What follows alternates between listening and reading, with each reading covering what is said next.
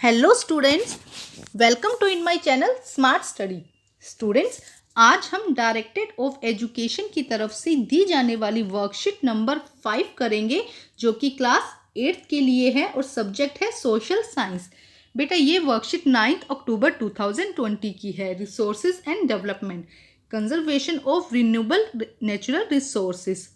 तो आइए शुरू करते हैं बेटा आज की वर्कशीट शुरू करने से पहले बच्चे प्लीज़ मेरे चैनल को सब्सक्राइब कर दीजिए।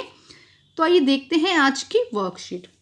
We have previously understood as to why the conservation of resources is necessary. हमने पिछली वर्कशीट में देखा था कि रिसोर्सेज को कंजर्वेशन करना क्यों ज़रूरी है।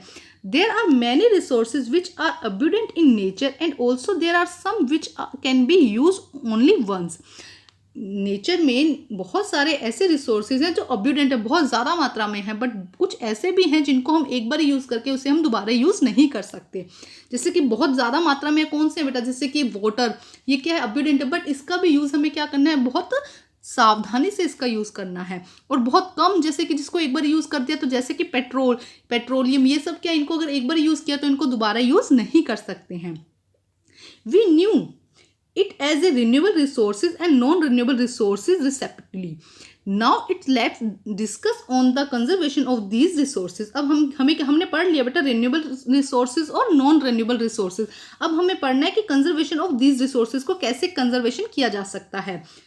Renewable resources, those resources which can be replenished very quickly are renewable resources. ऐसे resources जिनको हम बहुत जल्दी से बना पाते हैं, दोबारा से हम क्या कर सकते हैं, उसे बना पाते हैं, उसे हम क्या कहते हैं, renewable resources. However, if we use some these of renewable resources like water, soil, air, forest carelessly, अगर हम फिर भी इन जो renewable resources हैं इनका यूज़ हम क्या करते हैं बेटा, बहुत केयरलेसली करते हैं। वाटर का, सोयल का, एयर का एंड फॉरेस्ट को हम क्या करते हैं, केयरलेसली इसका यूज़ करते हैं। It will B have an adverse effect on their deposits. क्या कह रहा है, इसका हम पर ही क्या होगा, इसका एक एडवर्स इफेक्ट होगा, मतलब हमारे ऊपर ही क्या होगा। अगर हम इनका क्या करते हैं, बहुत बेपरवाही से इसका यूज़ करते हैं, तो इसका जो इफेक्ट है वो हमारे ऊपर ही होगा, बुरा इफेक्ट हमारे ऊपर ही होगा। Insufficient water and drying of nature resources water are the major issue in the most part of the world. अब देखो इसका रिजल्ट क्या हो रहा है, insufficient water और drying of natural resources, dry of natural resources आजकल मोस्ट ऑफ वर्ल्ड में क्या हो रहा है, एक मेजर इशू बनता जा रहा है, जहाँ पे क्या है, वाटर अवेलेबल नहीं है। Similarly, digging up to topsoil, continuous deforestation led to the reoccurrence of natural disaster which pose a great challenge to mankind. अब देखो क्या कह रहा है बेटा यहाँ पे कि जैसे डिगिंग टू टॉप सोयल, और अगर हम बेटा प्रकृति के साथ में हम छेड़छाड़ कर रहे हैं, डिफोरेस्टेशन कर रहे हैं, तो उसका नतीजा बेटा हमें ही क्या होगा, भुगतना होगा। सॉरी बेटा इसके लिए।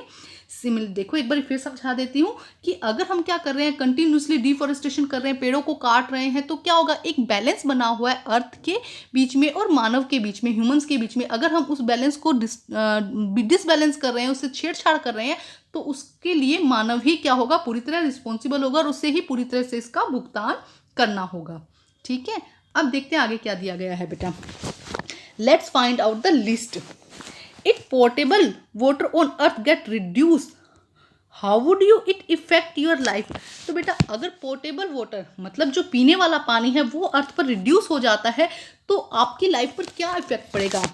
तो बेटा देखो इसका बहुत ज़्यादा इफेक्ट पड़ेगा। हमारा मेन इसका आंसर क्या हो जाएगा बेटा, it will be difficult for us for stay alive. हमारा जिंदा रहना ही मुश्किल हो जाएगा। जैसे कि देखो आज गोल्ड कितना कॉस्टली है, तो क्योंकि क्या है वो कम है। इसी तरह अगर वाटर कम हो गया तो क्या होगा, वो बहुत मिलना मुश्किल हो जाएगा, और अगर पानी नहीं मिलेगा तो सोचो हमारा लाइव रहना क्या हो जाएगा, मुश्किल हो जाएगा।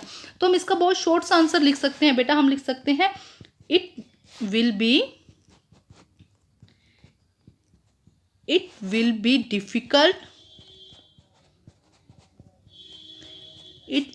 Difficult for us to stay alive. हमारा जिंदा रहना क्या हो जाएगा बेटा, मुश्किल हो जाएगा, अगर पोर्टेबल वाटर यहाँ पे अर्थ पर बहुत कम हो जाता है या खत्म हो जाता है। ठीक है, it will be difficult for us to stay alive. अब देखते हैं नेक्स्ट क्या दिया गया है बेटा।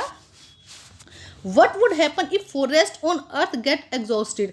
अगर अर्थ पर फॉरेस्ट क्या होगा, खत्म हो जाएगा, एग्जॉस्टेड हो जाएगा, तब क्या होगा, तो बेटा इस देखो हमारी जो ज़रूरत की चीज़ें हैं, जितना भी वुड है, जैसे कि हमें जितना भी वुड मटेरियल चाहिए, फर्नीचर चाहिए, मेडिसिन चाहिए, ठीक है, पेपर चाहिए, ये सब हमें कहाँ से मिलता है? ये सब हमें फॉरेस्ट से ही मिलता है ना, ट्री से मिलता है। और सोचो अगर ट्री क्या हो जाएंगे, खत्म हो जाते हैं इस अर्थ से, तो क्या होगा? Our need will not be met, हमारी नीड जो है वो क्या हो, पूरी नहीं हो पाएगी। तो हम लिख देंगे our need will not be met, हमारी जो नीड है वो, हमारी नीड क्या नहीं हो पाएगी बेटा? कंप्लीट नहीं हो पाएगी हमारी नीड, ठीक है। अब हम करते हैं नेक्स्ट। बेटा देखो क्या दिया गया है, समझ में आना बेटा जरूरी है। आप इसमें और भी पॉइंट्स ऐड कर सकते हैं, इन दोनों क्वेश्चंस में बेटा आप और भी पॉइंट्स को ऐड कर सकते हैं। अब देखते हैं आगे क्या दिया गया है बेटा। Every person can contribute in conservation of resources, हर इंसान क्या कर सकता है बेटा? कुछ ना कुछ कंट्रीब्यूट कर सकता है।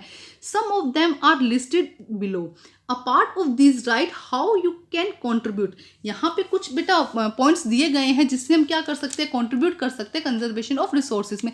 इसके अलावा आप और क्या कंट्रीब्यूट कर सकते हैं, यहाँ पे आपको वो पॉइंट्स लिखने हैं। तो पहले हम समझते हैं water conservation, soil and land conservation, air conservation and forest conservation. देखो क्या लिखा गया है, by not using portable water for cleaning roads, washing vehicles. सीधा आसानी से समझ में आ गया कि पोर्टेबल वाटर को हमें बिना बेकार के कामों में यूज नहीं करना है, जैसे कि क्लीनिंग रोड या washing vehicles. Conservation water while doing daily chores, जैसे कि वॉशिंग क्लॉथ, बाथिंग, इसमें भी क्या करना है, जो वाटर यूज करना है वो बहुत कम अमाउंट में यूज करना है, उसको बेकार नहीं करना है। सॉइल के लिए देखो क्या है, by using fertile land for agriculture only, जो भी फर्टाइल लैंड है उसे किस काम में लाना है? सिर्फ एग्रीकल्चर के काम में। Building home and factory only on bearer land, मतलब कि जो बिल्डिंग है, होम्स है, उसे हम कहाँ लगा सकते हैं? बैरर लैंड पे, मतलब कि जो उपजाऊ नहीं है उस लैंड पर हम क्या कर सकते हैं? बिल्डिंग और होम्स बना सकते हैं। बाय नॉट यूजिंग प्लास्टिक, इसके अलावा प्लास्टिक को यूज नहीं करके भी हम क्या कर सकते हैं? सॉइल और लैंड को कंजर्वेशन में कर सकते हैं। नेक्स्ट देखिए conservation of air, by not burning plastic और वेस्ट प्रोडक्ट, हम क्या कर सकते हैं बेटा? प्लास्टिक और जो भी वेस्ट मटेरियल है उसको बर्न नहीं करना, हमें जलाना नहीं है उनको, उससे भी हम क्या कर सकते हैं? कंजर्वेशन ऑफ एयर कर सकते हैं। Planting sapling and by not plucking leaves, plants को और ज़्यादा से ज़्यादा मोर प्लांटिंग करके या इसके अलावा लीव्स को प्लक ना करके भी हम क्या कर सकते हैं? एयर को कंजर्व कर सकते हैं। नेक्स्ट देखिए फॉरेस्ट को कैसे कर सकते हैं, बाय नॉट टेयरिंग और wasting the paper will conserve forest as it made by the tree only. हम जो पेपर को, देखो कितना पेपर हम वेस्ट कर देते हैं, तो हमें क्या करना चाहिए बेटा? पेपर को बिल्कुल भी वेस्ट नहीं करना है। Gifting happening on any one birthday और स्पेशल ओकेजन, हमें क्या करना चाहिए? अगर हम ये रूल बना लेते हैं ना बेटा कि किसी का भी बर्थडे या कुछ भी स्पेशल ओकेजन है, तो हम गिफ्ट पर सबसे पहले क्या देंगे? एक ट्री देंगे, एक प्लांट देंगे गिफ्ट पर, ठीक है। तो उससे क्या होगा? एक तो प्लांट ग्रो होगा और एक हमें जो नए पेड़ पौधे लगाने की आदत भी बन जाएगी ना बच्चे, तो ये तो सबसे अच्छा है। अब यहाँ पे बेटा 2-3 पॉइंट्स और लिखने हैं, तो मैं आपको सभी पॉइंट्स इकट्ठे लिखवा देती हूँ, ठीक है। आप चाहें तो इसी के आगे कंटिन्यू करके लिख सकते हैं या फिर आप अलग से लिख सकते हैं। तो आइए करते हैं बेटा इसका आंसर। तो आइए करते हैं बेटा ये आंसर। देखिए water conservation, every citizen has to bring awareness for water conservation. सबसे पहले अवेयरनेस बहुत ज़्यादा ज़रूरी है। Every citizen should take a bath in a bucket instead of shower. Shower से देखो क्या होता है, ऑन कर देते हैं तो पानी बहुत ज़्यादा वेस्ट होता है, तो हमें क्या यूज़ करना चाहिए? बकेट यूज़ करना चाहिए। इसके अलावा आप और भी बहुत कुछ नया यहाँ पर लिख सकते हैं बेटा। अब नेक्स्ट है soil conservation, for protecting of soil crop should be shown by manipulating. अब हमें क्या करना चाहिए? सॉइल को प्रोटेक्ट करने के लिए जो हम क्रॉप लगा रहे हैं बेटा, उसको क्या करना चाहिए? मैनिपुलेट करना चाहिए। अलग अलग बदल बदल के हमें क्या करना है? क्रॉप लगाने, जिससे कि क्या होगी? सॉइल की फर्टिलिटी बढ़ती है। Grazing should not be done on fertile land, fertile land पे ग्रेजिंग नहीं करवानी है, ठीक है। ये हो गए सॉइल कंजर्वेशन के। नेक्स्ट है air conservation, the polluting industry should be set apart from the urban areas. जो भी देखो फर्स्ट तो क्या करना है, जो भी इंडस्ट्री से पॉल्यूशन होता है उसे बैन ही कर देना चाहिए। उसके बाद भी अगर वो बहुत ज़्यादा इंपॉर्टेंट है तो उसे क्या करना चाहिए? अर्बन एरिया से, शहरी जो भी एरिया है उससे बाहर दूर लगाना चाहिए। फ्यूल कंट्रोल इन व्हीकल, जो व्हीकल से फ्यूल निकलता है उसे क्या करना चाहिए? कंट्रोल करना चाहिए। नेक्स्ट देखिए क्या है बेटा, फॉरेस्ट प्रिजर्वेशन नहीं आएगा बेटा, कंजर्वेशन आएगा, ठीक है। यहाँ पे आप लिख दीजिएगा कंजर्वेशन, एक सेकेंड, कंजर्वेशन, ठीक है। अब देखिए यहाँ पे क्या होगा बेटा, बाय कंट्रोलिंग वाइल्ड फायर। देखो अभी कुछ दिन पहले आपने सुनी होगी कि ऑस्ट्रेलिया के जंगलों में आग लग गई थी, तो हमें क्या करना है, ऐसे जो जंगलों में आग लग रही है, वाइल्ड फायर हो रहा है, इसको कंट्रोल करना है using small quantity of item made of would. जितना भी, अब देखो वुड का क्या हो रहा है, वुड कहाँ से मिल रही है, हमें फॉरेस्ट से मिल रही है। तो जितना भी फॉरेस्ट से सामान बन रहा है, जैसे कि स्पेशली वुड, अगर उसका हम यूज़ कम कर दें, हम पेपर का यूज़ कम कर दें, हम वुड का यूज़ कम कर दें, तो क्या होगा, हम फॉरेस्ट को बचा सकते हैं। ठीक है स्टूडेंट, तो ये दो बेटा, ये कुछ कुछ मैंने एग्जांपल्स दिए हैं, आप और भी अच्छे से इनको ढूंढिएगा और अपने नए विचार यहाँ पे लिखने की कोशिश कीजिएगा।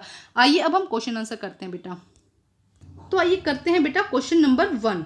देखिए क्या दिया गया क्वेश्चन नंबर 1 में, व्हाट आर रिन्यूएबल रिसोर्सेज। तो बेटा अभी हम समझ चुके हैं, यहाँ पे बहुत अच्छे से दिया गया है रिन्यूएबल रिसोर्सेज। ये देखिए, the resources which can be replaced very quickly are renewable resources. तो बेटा ये हो जाएगा आपका फर्स्ट का आंसर, बहुत अच्छे से दिया गया है। ठीक है, नेक्स्ट देखते हैं बेटा, नेक्स्ट क्या दिया गया है, how can we reduce the wastage of water. तो बेटा अभी कुछ पॉइंट्स मैंने करवाए हैं आपको, अदरवाइज आप ये वाले पॉइंट्स भी लिख सकते हैं। जो भी पॉइंट्स आप चाहते हैं वो यहाँ पर लिख सकते हैं, 2 या 3 पॉइंट्स लिख दीजिएगा, ये वाला पैराग्राफ, या जो 2-3 पॉइंट्स मैंने लिखवाए हैं उनमें से कुछ लिख सकते हैं। नेक्स्ट देखिए क्या है, suggest the way for the conservation of forest. तो देखिए इसमें क्या आएगा बेटा, अभी हमने किया है ये 2 पॉइंट्स, या जो मैंने 2 पॉइंट्स इसके अलावा और करवाए हैं, उन चारों पॉइंट्स में से आप कोई भी 2 या 3 पॉइंट्स यहाँ पर कर सकते हैं। ठीक है स्टूडेंट, अब हम करते हैं next question, why is it necessary to conserve resources for future. Future के लिए रिसोर्सेज को कंजर्व करना क्यों ज़रूरी है। सोचो बेटा, अगर सारा का सारा जितना भी रिसोर्सेज हम यहीं पे ख़त्म कर देंगे, तो हम हमारी फ्यूचर जो जनरेशन आएगी उसके लिए क्या छोड़कर जाएंगे, वो कैसे सर्वाइव करेगी। सोचो पेट्रोल जितना है वो हम यहीं सारा कंज्यूम कर देते हैं, तो नेक्स्ट जनरेशन आएगी उसके लिए क्या बचेगा, कुछ नहीं बचेगा ना, तो उसका सर्वाइवल ही मुश्किल हो जाएगा।